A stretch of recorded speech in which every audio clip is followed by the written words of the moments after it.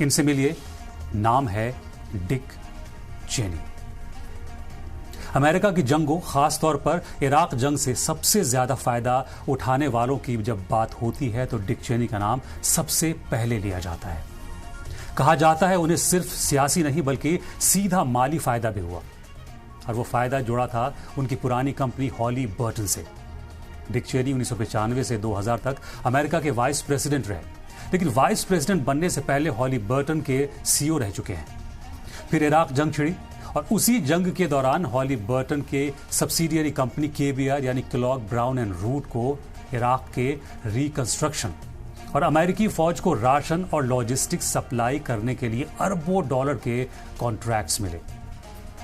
और कमाल की बात यह है कि यह बिना किसी मुकाबले के मिला, कोई कॉम्पिटिटर नहीं, यानी नो बिड कॉन्ट्रैक्ट। एक कॉन्ट्रैक्ट तो करीब $7 बिलियन यानी 590 अरब रुपए का था, जो सिर्फ इराक के तेल के कुएं में लगी आग बुझाने और उन्हें दोबारा चालू करने के लिए दिया गया।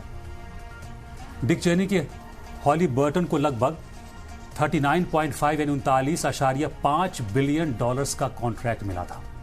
इराक जंग के दौरान हॉली बर्टन की आमदनी और मुनाफा कई गुना बढ़ गया और कंपनी के शेयर होल्डर्स को जबरदस्त फायदा हुआ।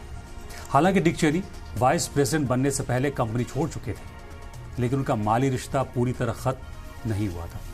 कंपनी छोड़ते वक्त उन्हें करीब 34 से 36 मिलियन डॉलर यानी तकरीबन 300 करोड़ का पैकेज मिला। वाइस प्रेसिडेंट बनने के बाद भी वो हर साल हॉली बर्टन से डिफर्ड कॉम्पनसेशन के तौर पर करीब 1.5 से 2 लाख डॉलर लेते रहे। इतना ही नहीं, डिक चेनी को मिलिट्री इंडस्ट्रियल कॉम्प्लेक्स का सबसे बड़ा खिलाड़ी भी कहा जाता है, क्योंकि वो पहले अमेरिका के वजीर दिफा रहे, फिर हॉली बर्टन के सीईओ बने और उसके बाद वाइस प्रेसिडेंट बनकर इराक जंग के सबसे बड़े आर्किटेक्ट माने गए।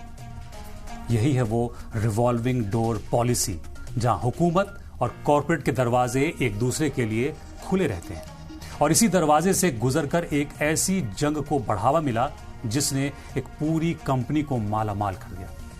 इसलिए डिक चेनी को हम कह रहे हैं जंग का सौदागर।